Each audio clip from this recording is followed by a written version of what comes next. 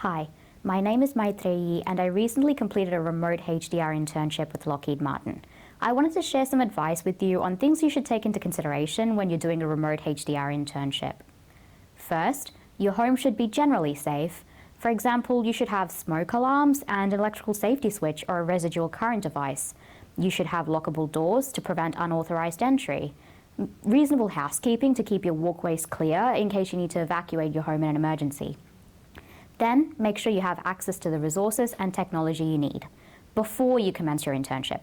For example, internet screens, keyboard, mouse, software, programs, printer, headset, things like that.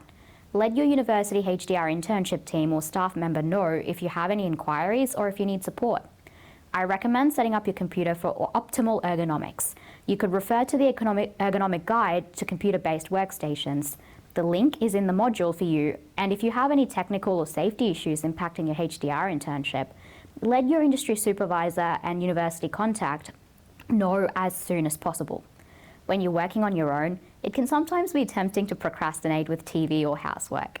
I recommend setting a routine and planning your day. For example, determine your work hours, set your daily goals, mark time in your calendar to complete tasks, and things like that.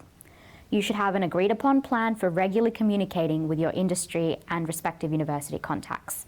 You could also ask your industry partner if you can do virtual meets and greets or chats with other staff members of their organization throughout your internship to keep your social interaction up. It's important to act professionally and dress professionally as well, so you're ready for video conferences.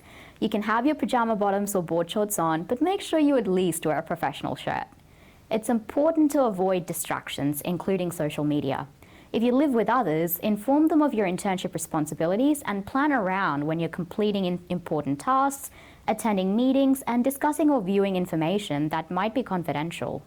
Make sure you report any injury or illness while doing approved HDR internship activities from home to both your industry supervisor and your university contact as soon as possible. And lastly, be aware of your university insurance policy, as some insurance covers are limited. For example, depending on the insurance policy, students might only be able to seek treatment through bulk billing medical facilities, and students may incur out-of-pocket expenses if they're not familiar with the insurance policy. If students are injured while undertaking approved HDR internship activities from home, they need to be prepared to demonstrate that the injury was directly linked to the HDR internship activity within the agreed hours and subject to insurance terms and conditions.